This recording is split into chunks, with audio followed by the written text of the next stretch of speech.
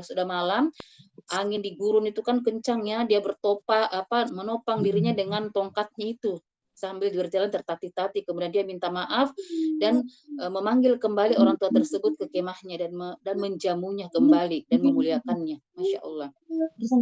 Ini menandakan bahwa Allah tidak pernah membeda-bedakan kita mau berbuat baik kepada sesama muslim atau mau berbuat baik kepada non muslim.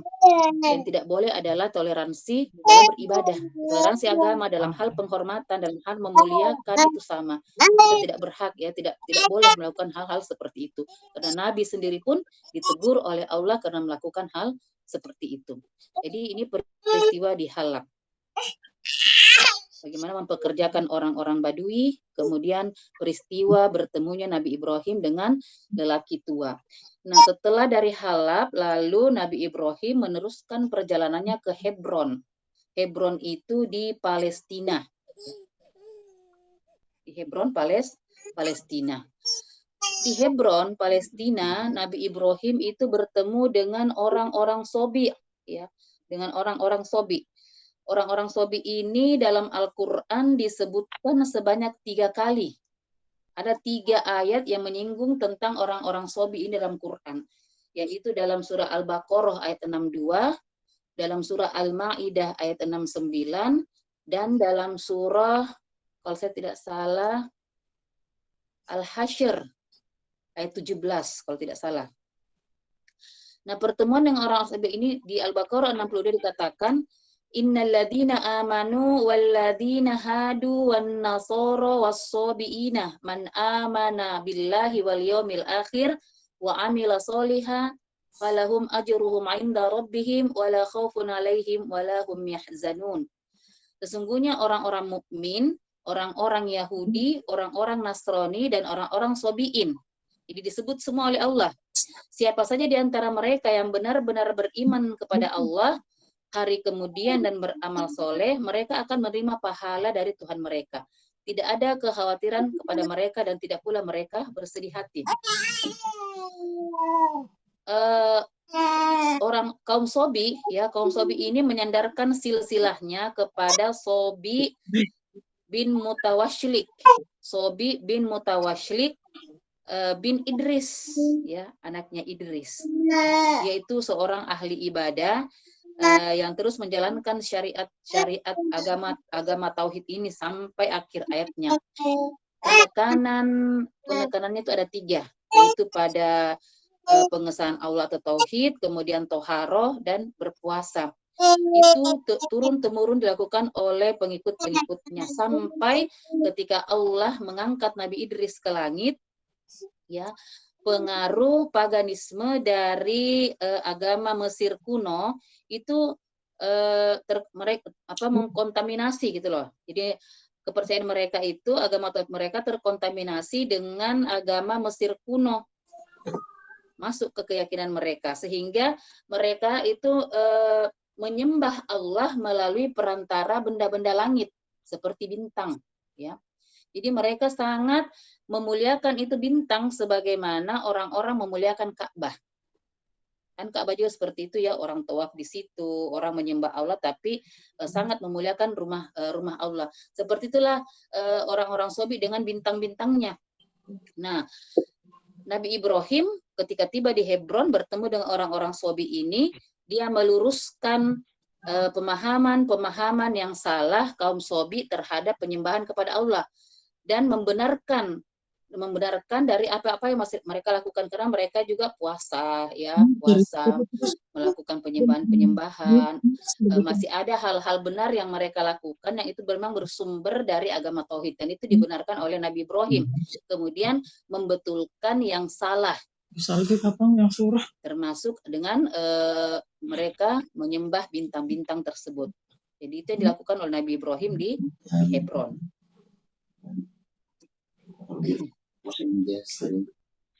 Lalu kemudian ketika lama di Hebron, ya, hingga tibalah musim paceklik, sehingga Nabi Ibrahim melanjutkan safari dakwanya ke Mesir. Jadi sudah berapa ibu-ibu? Dari Ur, ke Babilonia, dari Babilonia ke Haran, ke Halab, ke Halab, dari Halab ke Hebron. Dari Hebron lalu ke Mesir, Manaf ya. Jadi kota Manaf itu adanya di Mesir. Nah, di Mesir ini memiliki seorang raja yang zalim, suka berfoya-foya, kemudian gila wanita. Dia adalah Fir'aun, ya. Yang nama aslinya itu Amr bin Amru bin Al-Qoin Mailun. Ya. Amru Al-Qoin bin Mailun. Maaf ya, bukan Al-Qoin, Al-Qois bin Mailun. Jadi di slide itu salah. Amr bin Amru bin Qois Mailun. bin Mailun. Itu nama asli dari Fir'aun di zamannya Nabi Ibrahim. Jadi Fir'aun itu gelar buat raja-raja sama dengan presiden. Jadi Fir'aun zamannya Nabi Musa itu berbeda dengan Fir'aun zamannya Nabi Ibrahim. Berbeda, cuma gelarnya sama. Berbeda juga dengan Fir'aun zamannya Nabi Musa. Nabi Yusuf ya, Nabi Yusuf juga di Mesir waktu itu. Nah, dia mempunyai kejelekan, yaitu dia tidak bisa lihat perempuan cantik. Semua perempuan yang cantik itu mau dimiliki. Dan terlebih-lebih untuk perempuan yang sudah memiliki suami, semakin gila dia. Ya, karena kenapa? Dia sangat tertarik dengan perempuan-perempuan cantik yang sudah bersuami. Dia sangat bangga kalau bisa memiliki istrinya orang lain. Tapi jika saudara dari orang-orang yang dia kenalnya, dia tidak akan ambil, ya. Makanya kenapa waktu memasuki kota Mesir, Nabi Ibrahim sempat berkata kepada Sarah, "Wahai Sarah, kalau nanti kau ditanya, kalau kita nanti dipanggil ke kerajaan dan kau ditanya, katakanlah kau saudaraku." Ya. Kau saudaraku. Jadi ini kebohongan Nabi Ibrahim yang keberapa? Sudah berapa kali Nabi Ibrahim bohong? 2 sama yang ini. Yang mana pertama? Yang menghancurkan batu. Masalah penjualan berhala. Iya, menghancurkan patung. Ya. Dikatakan yang menghancurkan adalah patung Marduk. Kemudian yang pertama? Pura-pura sakit.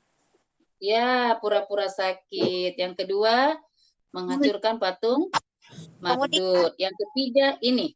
Jadi Nabi Ibrahim itu cuma 3 kali berbohong dalam hidupnya, ibu-ibu. Kalau kita berapa kali? Hitung dulu. 1 kali banyak. Kalau ibu-ibu pasti banyak bohongnya, hitung sendiri. Cuma 3 kali ya Nabi Ibrahim itu berbohong. Masya Allah. Dia katakan kau saudaraku. Fir'aun itu tidak akan mengambil perempuan yang bersaudara. Tapi kalau istrinya orang, dia ngebut betul ambil. Maka Ibrahim menyampaikan seperti itu kepada Sarah. Dan betul, ketika mereka masuk ke kota Mesir itu, begitu pengawal melihat kecantikannya Sarah, ini Sarah, Masya Allah, itu digambarkan ya. Digambarkan Sarah itu wajahnya cantik sekali. Sampai-sampai Ibnu Asakir itu mengatakan seperti ini. Kecantikan dan ketampanan di dunia ini Allah bagi 2. Ya, Allah bagi 2. Satu bagian diberikan kepada Yusuf dan Sarah. Kemudian satu bagiannya diberikan kepada seluruh manusia di muka bumi. Itu artinya apa? Cantik sekali. Tidak bisa dideskripsikan sebagaimana cantiknya Sarah itu. Bersinar sekali, ya. Kemudian Ibnu Abbas mengatakan Allah menciptakan kecantikan dan ketampanan di dunia ini itu 10. ada 10 bagian. Mana sih ini hidup? 3 bagian diberikan kepada Siti Hawa, ibu kita, ya. 3 bagian diberikan kepada Sarah, dan 3 bagian diberikan kepada Yusuf. Makanya di dalam kisah itu Yusuf itu digambarkan sebagai laki-laki yang sangat tampan. Dan satu juga bagiannya itu dibagikan kepada seluruh manusia. Diberikan sama Bu Wardah, sama Kak Nia, ya, sama Hayani, sama Bu Nini, yang semuanya. Itu dibagi, satu bagian, Ji. Jadi pantaslah kalau kita ini tanggung-tanggung kecantikannya. Di samping bersinarnya, baru masuk di gerbang kota Mesir, itu pengawal sudah bisa melihat dan langsung melaporkannya kepada Fir'aun. Lalu apa kata Fir'aun? Bawa mereka ke hadapanku. Akhirnya dibawalah Nabi Ibrahim dan Siti Sarah ke hadapan ke hadapan Fir'aun.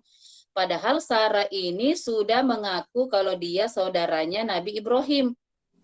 Toh seperti itu, karena saking tergila-gilanya ini Fir'aun kepada Sarah, dia tidak peduli. Walaupun dia katakan saudaranya, tetap diambil itu Sarah. Tetap diambil. Saking pengennya dia menguasai itu Sarah. Begitu cantiknya. Padahal dia tidak pernah mengambil wanita-wanita yang bersaudara dengan laki-laki. Dia cuma mengambil istri-istri orang. Tapi karena cantiknya Sarah, dia tetap ambil juga. Akhirnya ketika mereka berdua dalam kamar, Sarah berdoa kepada Allah, ya Allah, aku ini hambamu, dan aku beriman kepadamu dan beriman kepada Rasulmu, dan aku selalu menjaga kehormatanku, maka wahai Allah, tolonglah hamba dari orang ini. Ya. Maka begitu dia mendekati Sarah, tiba-tiba Raja Fir'aun stroke.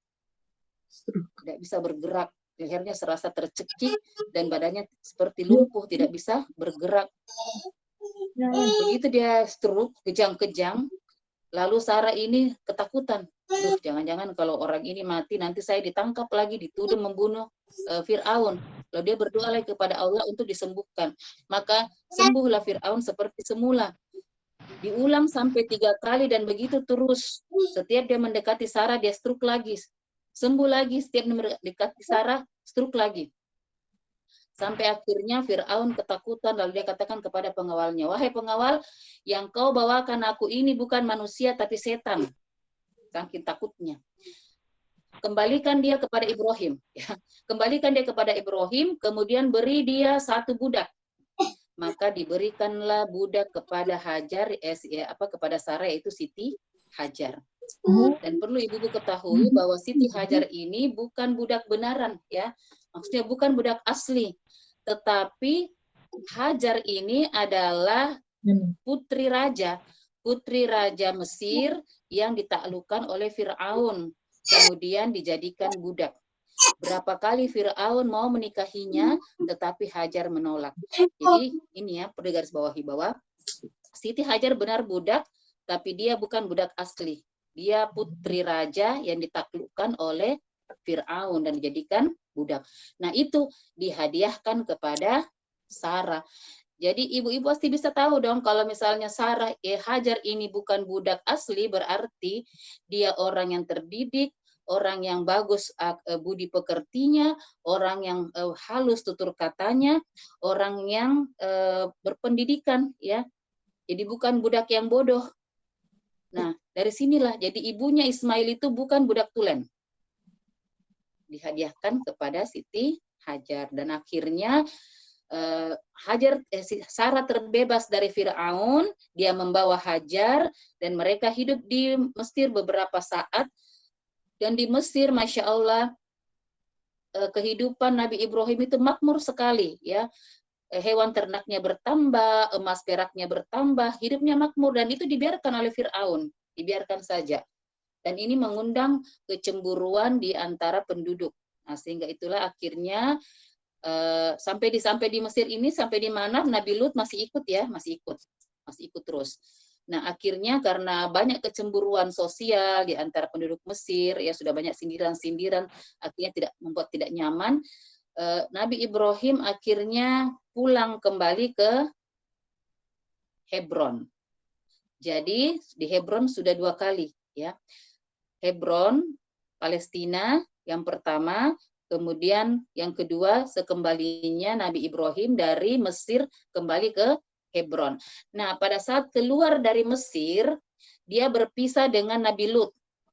Ya, dia berpisah dengan Nabi Lut. Nabi Ibrahim beserta keluarganya kembali ke Hebron, ya. Kemudian Nabi Lut itu pergi ke Sodom, pergi ke negeri Sodom, ya, ke tempatnya untuk berdakwah, sebagaimana diperintahkan oleh Allah. Jadi di situ mereka berpisah. Nabi Ibrahim ke Hebron, Palestina, kemudian Nabi Lut ke Sodom. Nah, sampai 10 tahun di Hebron, itu Nabi Ibrahim karena semakin tua, kemudian dia berdoa kepada Allah. Rabbi habli minas solihin. Ya Allah, berikanlah kepadaku keturunan. Ya, keturunan. Lalu Allah balas doanya itu. Wa basyarnahu bi gulamin alim. Sungguh aku akan berikan kepadamu seorang anak yang penyantun. Walaupun sudah dijawab seperti itu, tetap ada kegelisahan dalam hati Nabi Ibrahim. Pada katakan, bagaimana caranya Allah memberikan saya seorang anak sementara saya sudah tua dan istri saya pun sudah tua dan mandul, tidak memiliki anak, ya. Sarah pun berpikir seperti itu. Dia kasihan kepada suaminya karena sudah setua ini, setelah setua, ya, mereka belum juga dikarunia anak. Maka setelah 10 tahun mereka membina ini Sarah, sudah ditarbiyah selama 10 tahun oleh Nabi Ibrahim dan Sarah, maka akhirnya Siti Sarah menghadiahkan Hajar untuk Ibrahim. Karena hal-hal seperti ini lumrah terjadi pada saat zaman dulu.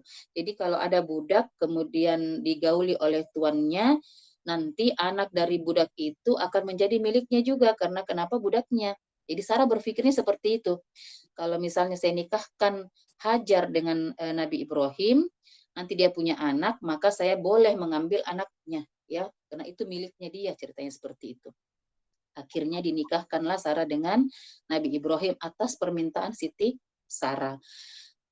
Ya, tapi seperti itulah namanya fitrahnya perempuan, tidak ingin perhatiannya dibagi, sementara Siti Hajar yang juga memang masih sangat muda, ya, masih sangat muda, kemudian langsung hamil Nabi Ismail itu sedikit banyaknya perhatiannya Nabi Ibrahim itu tersita, ya, tersita kepada Siti Hajar. Nah, hal inilah membuat Siti Sarah cemburu, otomatis cemburu. Dan dalam riwayat dikatakan sampai-sampai kecemburuannya itu mengundang kata-kata kasar dari Siti Sarah, ya. Kata-kata kasar, bahkan kadang-kadang perlakuan kasar itu diterima oleh Siti Hajar. Sampai-sampai karena tekanan ini, Siti Hajar pernah hampir lari, ya, lari dari Nabi Ibrahim dan Siti Sarah karena tidak kuatnya atas tekanan-tekanan diberikan oleh Siti Sarah. Apalagi setelah kelahiran Nabi Ismail, semakinlah Siti Sarah ini merasa tertekan, ya, merasa tertekan. Jadi tetap berseteru, ya. Jadi bukan cuma ibu-ibu sekarang yang poligami suka berseteru dengan madunya, bukan. Sejak zaman Nabi Ibrahim memang sudah seperti itu yang namanya orang poligami, bukan cuma Nabi Ibrahim, Nabi Muhammad pun seperti itu. Huru-hara itu tetap ada di antara istri-istrinya. Akhirnya Nabi Ibrahim berpikir bahwa dia harus memisahkan kedua istrinya ini. Kayaknya tidak bisa lagi tinggal bersatu. Walaupun dia sudah nasihati Sarah dengan berbagai cara, tetap tidak bisa. Ya, dia bingung. Dia mau pisahkan istrinya ini mau dipisahkan kemana? Ya, mau dipisahkan kemana? Akhirnya, masya Allah, dengan bermunajat kepada Allah, akhirnya Allah perintahkan untuk membawa Siti Hajar ini hijrah atau menjauh dari Siti Sarah. Siti Sarah senang karena kenapa? Kepergian Hajar ini membuat dia merasa sedikit lega, tidak terlalu tertekan lagi dengan melihat perlakuan Nabi Ibrahim kepada Siti Hajar. Jadi memang itu hikmahnya orang berpoligami itu tidak boleh dekat istri pertama dan istri kedua karena ada perasaan-perasaan ya, apalagi mau disatukan sama rumah. Oh, luar biasa itu. Kalau ada yang seperti itu. Dibawalah. Jadi perintah hijrah begitu Nabi Ibrahim bingung mau bawa kemana ini Siti Hajar, Allah memerintahkan dia untuk membawa pergi Siti Hajar. Ya, dia pun sebenarnya tidak tahu kemana mau membawa Siti Hajar ini. Pokoknya dia keluar saja, menyiapkan bekal, kemudian melakukan perjalanan. Walaupun sebenarnya seandainya Nabi Ibrahim mau mengembalikan, mau membawa Siti Hajar ini ke tempatnya yang pertama di Ur, itu bisa sekali. Karena kenapa? Semua keluarga Nabi Ibrahim itu ada di Ur. Atau dia bawa Siti Hajar ke Mesir, ya, di kampung halamannya, di mana di situ sanak saudaranya ada semua. Tapi itu tidak dilakukan Nabi Ibrahim. Karena kenapa? Dia tidak ingin mempercayakan anak-anak, istri dan anaknya kepada orang-orang yang masih menyembah berhala, ya. Sehingga dibawalah mengikuti kemana langkah yang ditunjukkan oleh Allah Subhanahu wa Ta'ala melalui awan yang memberinya petunjuk. Jadi sepanjang jalan itu dia dinaungi awan sekaligus sebagai petunjuk. Ternyata arah mereka kemana? Ke arah Hijaz, arah atau rute yang biasa dilewati oleh pedagang-pedagang yang ingin menuju ke Syam. Jadi mereka menuju ke situ dan tiba pada suatu tempat, ya, di antara dua bukit. Awan itu berhenti bergerak sehingga Nabi Ibrahim mengatakan bahwa mungkin disinilah tempatnya di antara dua bukit, yang mana di situ tempat yang dia singgahi itu menghadap ke Gunung Kubais.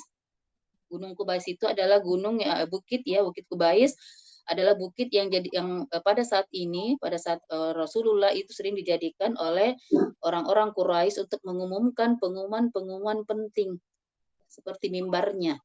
Nah, disitulah dia berhenti dan membangunkan kemah untuk Siti Hajar. Masya Allah.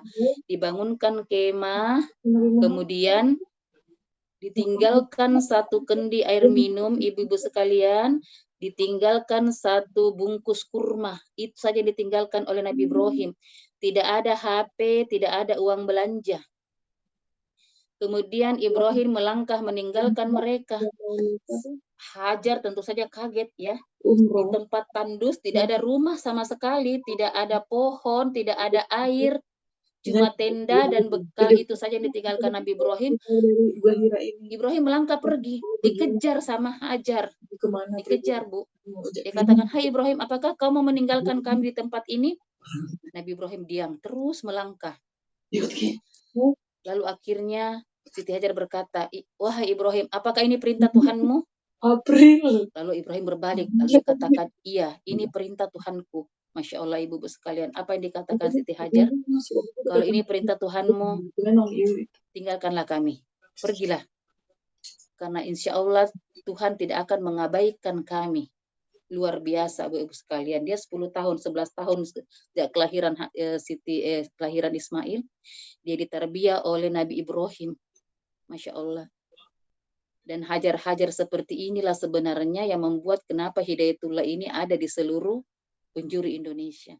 Kalau tidak ada Hajar-Hajar seperti ini, luar biasa. Tidak akan ada Hidayatullah seperti sekarang, Bu. Orang-orang yang rela ditinggalkan oleh suami-suami mereka pergi berdakwah. Tidak ditinggalkan apa-apa, ya. Kita kalau tinggal suami saja tidak ada beras, tidak ada telur di rumah, sudah protesnya setengah mati, kan? Mau ditugaskan saja ke tempat tugas yang baru, kita harus tanya dulu, di sana sudah ada pendidikan tidak? Sudah ada sekolah enggak? Kalau tidak ada, saya nanti mau makan apa? Masya Allah. Lihat bagaimana Siti Hajar dengan ikhlas tulus melepaskan Nabi Ibrahim, yang kalau kita mau pikir, di padang tandus loh, binatang buas setiap saat bisa datang, tidak ada tetangga yang dimintai tolong kalau tiba-tiba anaknya sakit, tiba-tiba kurmanya habis, tiba-tiba airnya habis. Mau minta tolong sama siapa? Tapi begitu Nabi Ibrahim mengatakan, iya ini perintah Allah, begitu ikhlasnya itu Hajar melepas Nabi Ibrahim untuk pergi. Akhirnya pergilah Nabi Ibrahim pulang kembali ke Hebron. Jadi sudah 3 kali ya perjalanan Nabi Ibrahim ke Hebron. Dari Hijaz terus dia pulang ke Hebron lagi. Sebelum betul-betul meninggalkan Hijaz, Nabi Ibrahim sempat berdoa. Dia balik lagi kembali, kemudian melihat Siti Hajar dan anaknya Ismail dengan perasaan sedih di padang tandus itu, kemudian dia berdoa, Rabbana inni askantu min dzurriyyati. Ya Allah, sungguh aku aku tempatkan sebagian keturunanku. Biwadin di ghairi dzar'in biwadin ghairi dzi zar'in inda baitikal muharram. Di padang tanduk, di sebuah lembah yang tidak ada sama sekali tanaman-tanaman di dekat rumahmu Baitullah. Rabbana liyuqimus shalah. Ya Allah, semoga mereka mendirikan salat. Faj'al af'idatan minan nas, jadikanlah hati-hati manusia tahwi ilaihim, condong kepada mereka. Warzuquhum minas samaroti, dan berikan mereka rezeki dari buah-buahan. La'allahum yashkurun, agar mereka bersyukur. Doanya Nabi Ibrahim ini luar biasa, karena kita sama-sama tahu pasti Nabi Ibrahim teriris-iris hatinya mau tinggalkan istrinya dan anak bayinya ya di lembah tersebut. Tapi dia harus kerjakan ini karena perintah Allah Subhanahu wa taala. Lalu Nabi Ibrahim pulang kembali ke Hebron. Pulang kembali ke Hebron menemui Siti Sarah. Dan ketika di Hebron ketiga kalinya, peristiwa apa yang dialami Nabi Ibrahim? Tiba-tiba datang dua orang malaikat, ya. Datang dua orang malaikat menemui Nabi Ibrahim. Dalam surah Ibrahim ya, di ayat 24. Bukan, dalam surah Az-Zariyat. Dalam surah Az-Zariyat ayat 24 itu dikisahkan, hal ataka haditsu Ibrahim Dhaifa Ibrahim al-mukramun. Apakah telah sampai kepadamu berita kedatangan tamu Ibrahim yang mulia? Ya. Dua orang malaikat mendatangi Nabi Ibrahim. Lalu Ibrahim seperti kebiasaannya ketika tamu datang, dia cepat-cepat menemui istrinya dan menyiapkan jamuan. Begitu jamuan di faqarrabahu ilaihim, dihidangkan pada tamunya itu tidak menyentuh sama sekali, ya. Ketika disuruh makan oleh Ibrahim, tamunya itu tidak menyentuh sama sekali. Faqala ala taqulun. Lalu Nabi Ibrahim bertanya, kenapa engkau tidak makan? Ya. Lalu mereka mengatakan, karena tidak bisa tersentuh makanan tersebut, Nabi Ibrahim menjadi takut. Dia takut sekali. Lalu apa kata malaikat? Jangan takut, kami datang kepadamu untuk memberi kabar tentang kelahiran Nabi Ishak. Ya. Istrinya Siti Sarah yang menguping ini, begitu mendengar bahwa dia akan memiliki anak, bahwa dia akan hamil dan melahirkan seorang bayi, itu sampai dia tepuk-tepuk, ya. Dia tepuk-tepuk wajahnya, saking tidak percayanya, dia kira mimpi. Lalu dia katakan, mana mungkin, sementara saya ini sudah tua dan mandul. Masya Allah, ibu-ibu sekalian, setelah memberikan kabar tentang kelahiran Ishak kepada Nabi Ibrahim, lalu kedua malaikat ini menuju ke Sodom, ya, menuju ke Sodom, ke tempatnya Nabi Lut, untuk menimpakan azab kepada umatnya Nabi Lut.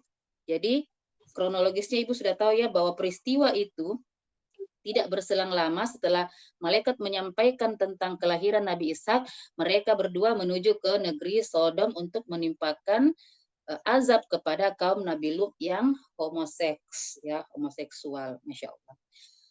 Lalu umur 90 tahun itu baru Sarah hamil anaknya, Masya Allah. Jadi sudah tua sekali, 90 tahun, lalu melahirkan Ishak. Makanya Ishak diberi nama Ishak, artinya tertawa, bahagia. Sampai-sampai penduduk Hebron waktu itu tidak percaya bahwa itu anaknya Nabi Ibrahim, karena saking tuanya sudah mereka baru memiliki anak. Sehingga untuk menutupi keraguan-raguan itu, Allah menjadikan Ishak itu sangat mirip dengan Nabi Ibrahim. Kemudian di hari ke-8 setelah kelahirannya Ishak, Nabi Ibrahim kemudian menghitannya. Jadi Nabi Ibrahim itu menghitan Ishak dulu, walaupun dia adik, dia belum menghitan Ismail karena belum turun perintah menghitan. Jadi Ismail dihitan itu ketika nanti Ibrahim kembali lagi ke Hijaz, ya. Jadi perjalanan Nabi Ibrahim, satu tadi sudah dari Ur, Turki, kemudian ke Babilonia, dari Babilonia ke Haran, dari Haran ke Halab, dari Halab Allah. Hebron. Dari Hebron ke mana? Mesir. Manaf, Mesir, bagus. Dari Mesir lalu kembali ke Hebron. Dari Hebron kemana lagi? Hijaz. Dari Hijaz kemana? Kembali ke Hebron. Hebron lagi. Jadi peristiwa di Hebron 3 adalah datang malaikat menyampaikan kehamilan Sarah. Ya. Di Hebron kedua apa? Menikahnya Hajar dengan Nabi Ibrahim. Kemudian lahirnya Nabi Ismail. Nah, ini peristiwa-peristiwa ini yang perlu ibu-ibu rekam. Di Hebron 1, apa yang dilakukan Nabi Ibrahim? Hebron 2 apa? Hebron 3 apa? Hijaz 1 apa? Hijaz 2 apa? Hijaz 3 apa? Nah, tadi kita baru sampai pembahasan di Hijaz 1, di mana Ibrahim mengantar anak dan istrinya, ya. Mengantar anak dan istrinya, Siti Hajar dan Ismail. Kita masih punya waktu sekitar 10 menit. Baik. Jadi hari ke-8 dia menghitan Nabi Ishak, ya. Perintah hitan. Rasulullah, saya bacakan, Rasulullah SAW bersabda, Nabi Ibrahim berkhitan setelah berusia 80 tahun. Dan beliau khitan dengan menggunakan kampak. Bayangkan ibu-ibu. Hadis riwayat Bukhari Muslim. Tanya suami tak, siapa mau dihitan pakai kampak?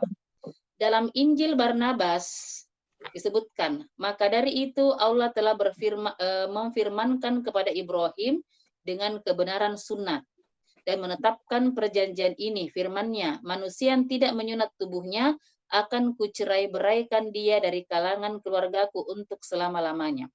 Jadi Injil Barnabas yang asli itu sangat sesuai ya dengan isi Al-Qur'an sebenarnya. Yesus menjawab, Nabi Isa maksudnya, sungguh kukatakan kepadamu bahwa anjing lebih mulia dari seseorang yang tidak bersunat. Jadi perintah sunat itu juga ada di dalam Injil Barnabas. Oke, setelah itu kita tengok keadaan Hajar dan Ismail setelah ditinggal oleh Nabi Ibrahim. Masya Allah. Bekalnya sudah habis, ya, ditinggal. Bekalnya sudah habis, airnya sudah habis, kurmanya sudah habis. Sudah bingung ini Hajar, mau kemana ini? Lalu diletakkanlah bayinya, dan dia berlari antara Sofa dan Marwa sebanyak 7 kali. 1 kali jalan dari Sofa ke Marwa itu jaraknya 435 meter. Dikali 7 kali bolak-balik jadi hampir 3 kilometer, itu 2,853 kilometer. Ditempuh itu Siti Hajar bolak-balik sampai di Marwa, dia keliling pandangannya tidak ada air, lari lagi ke Safa, dia lihat lagi di atas Safa tidak ada juga air, lari lagi ke Marwa. Itu terus bolak-balik walaupun dia tahu dia tidak akan dapatkan air ini, tapi dia tetap terus ikhtiar dan berusaha, ya. Dari sini kemana? Apa hikmah bisa kita petik 2 kilo bahwa itu. dalam kondisi seberat apapun kita tidak boleh berhenti berusaha, tidak Dari boleh sini mundur, kemana itu tidak 2 boleh patah semangat, terus saja berusaha, sa'i saja terus. Nanti Allah akan berikan rezeki itu dari tempat lain. Dan betul, Allah berikan air kepada Siti Hajar bukan di Safa, bukan di Marwa, dan bukan perjalanan antara Safa dan Marwa, tapi di mana? Di bawah kakinya Nabi Ismail. Allah perintahkan kepada malaikat, ya, diperintahkan kepada malaikat agar mengepakkan sayapnya. Jadi air Zam-Zam itu bukan keluar karena hentakan kaki Nabi Ismail, tapi karena kepakan sayap malaikat di bawah kakinya Nabi Ismail. Keluarlah air itu, ya. Karena sudah lelah 7 kali bolak-balik, Hajar teringat anaknya dia tinggalkan. Lalu dia kembali ke sana. Begitu dia kembali, Masya Allah, dia lihat, ya, dia lihat air yang memancar dari bawah tanah. Saking gembiranya dia berlari, kemudian dia himpun itu pasir-pasir di sekelilingnya agar membentuk seperti sumur untuk menampung itu air. Lalu katakan Zam-Zam, Zam-Zam. Jadi Zam-Zam itu bukan dari bahasa Arab, tapi dari bahasa ibunya Hajar. bahasa Mesir. Zamzam artinya berkumpullah, berkumpullah. Lalu dikumpullah itu dan akhirnya mereka bisa hidup, ya. Mereka bisa hidup dari air itu. Bisa berlangsung kehidupannya antara dia dan Nabi Ismail. Masya Allah. Dari sinilah, ya, dari sinilah kemudian suatu hari orang-orang Jurhum itu mengembalakan ternaknya di sekitar Hijaz, ya, lembah-lembah yang ditempati oleh Hajar dan Ismail. Kemudian mereka melihat ada burung menjauh di sana, ada burung yang berputar-putar. Kebiasaannya orang di gurun pasir, kalau ada burung seperti itu, pertanda di bawahnya ada air. Maka diikutilah burung itu. Nah, akhirnya mereka menemukan Hajar dan Ismail di situ, ya. Lalu mereka minta izin untuk mengambil air Zam-Zam itu. Dia mengambil airnya, lalu mereka memberikan makanan kepada Siti Hajar dan Ismail. Akhirnya terjadilah barter. Kemudian mereka minta izin untuk tinggal di situ juga, ya. Saya pernah cerita, ya, bagaimana kehidupan orang-orang Arab itu, bahwa mereka itu nomaden, di mana ada air, di mana curah hujan baik, di situ mereka berkumpul lagi untuk hidup berlama-lama. Kalau sudah habis sumber air lagi di situ, mereka melakukan lagi pencarian. Nah, kaum Jurhum yang pertama kali minta izin kepada Siti Siti Hajar untuk bisa tinggal di situ. Lalu mereka pulang ke kampungnya, ke kabilahnya, memanggil semua kaum laki-laki, membawa istri-istri dan anak-anak mereka, serta semua ternak-ternak mereka untuk tinggal di sekitar air Zam-Zam. Nah, akhirnya lama-kelamaan mereka menjadi banyak, ya. Setelah itu disusul lagi dengan kaum Amalik. Jadi ada ini dua suku yang sangat berpengaruh, Jurhum dan Amalik, nanti sampai seterusnya di pengelolaan Ka'bah, ini dua suku ini yang paling memegang peran penting. Sampai Nabi Ismail pun menikah dengan dua orang wanita dari suku Jurhum dan suku Amalik. Masya Allah. Jadi suku Amalik dua orang sementara mengembala, dia sama dengan suku Jurhum, melihat juga burung yang mengitari. Dia ikuti dan sama dengan suku Jurhum, lalu mereka minta izin untuk tinggal di sekitar air Zam-Zam. Mereka panggil juga keluarga-keluarga mereka. Akhirnya lama-lama dua suku ini yang menjaga Nabi Ismail dan Hajar sampai dia menjadi pemuda, sampai dia diangkat menjadi nabi. Akhirnya lembah yang tidak ada penghuni sama sekali akhirnya menjadi ramai, menjadi perkampungan, lama-lama menjadi kota. Jadi dulu tempat yang kosong sekarang menjadi kota yang besar. Nah, inilah awal mulanya kota Mekah, ya. Yang tanaman lembah yang tadinya tandus, kemudian tiba-tiba sekarang sudah ditumbuhi pohon, bermacam-macam buah-buahan, sayur-sayuran, ya, subur sekali. Masya Allah, subur sekali. Inilah juga kekuatan dari doa Nabi Ibrahim. Sehingga dari kisah Nabi Ismail dan Siti Hajar ini, kita mempelajari tentang asal mula kota Mekah dan asal mula Ka'bah. Asal mula Zam-Zam, ya. Jadi ini dua orang, Masya Allah, dua orang ibu dan anak ini mengukir sejarah yang luar biasa. Ya. Awal mula terjadinya kota Mekah dan air Zam-Zam yang sampai saat ini terus, ya, terus ada, tidak pernah habis, ya, terus ada, tidak pernah habis. Masya Allah.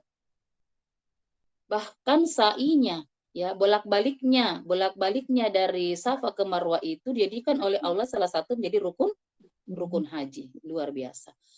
Banyak sekali hikmah yang bisa kita petik dari kehidupan Siti Hajar dan Ismail ini. Bagaimana ketawakalannya yang luar biasa tinggi, ikhtiarnya, doanya, Masya Allah. Yang perlu sebenarnya kita contoh sebagai istri-istri para pejuang. Harus punya jiwa yang kokoh seperti Siti Hajar, tidak lembek, ya.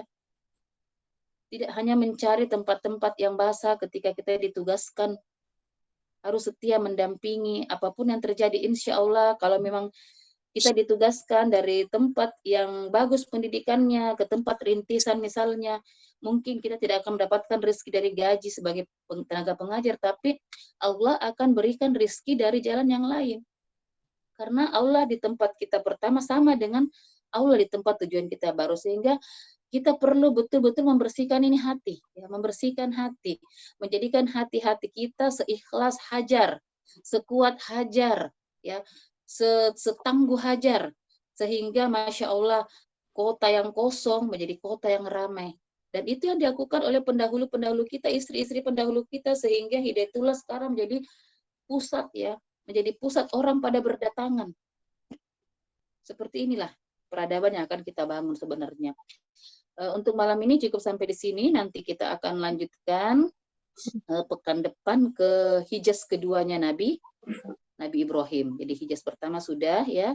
Nanti pekan depan kita akan lanjutkan ke hijaz kedua. Saya kira demikian. Saya kembalikan, kalau misalnya yang kultum sudah datang, boleh disambung kultumnya. Terima kasih. Assalamualaikum warahmatullahi wabarakatuh.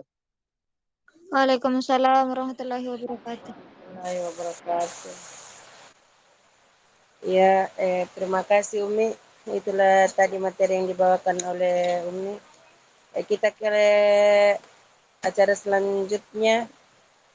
Adakah yang kultum Ibu-ibu? Minta maaf sebelumnya kalau kurang jelas, hujan deras di sini, Bang.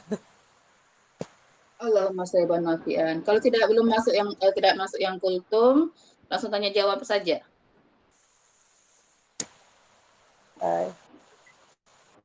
Oke, dipersilakan ibu-ibu yang mau bertanya.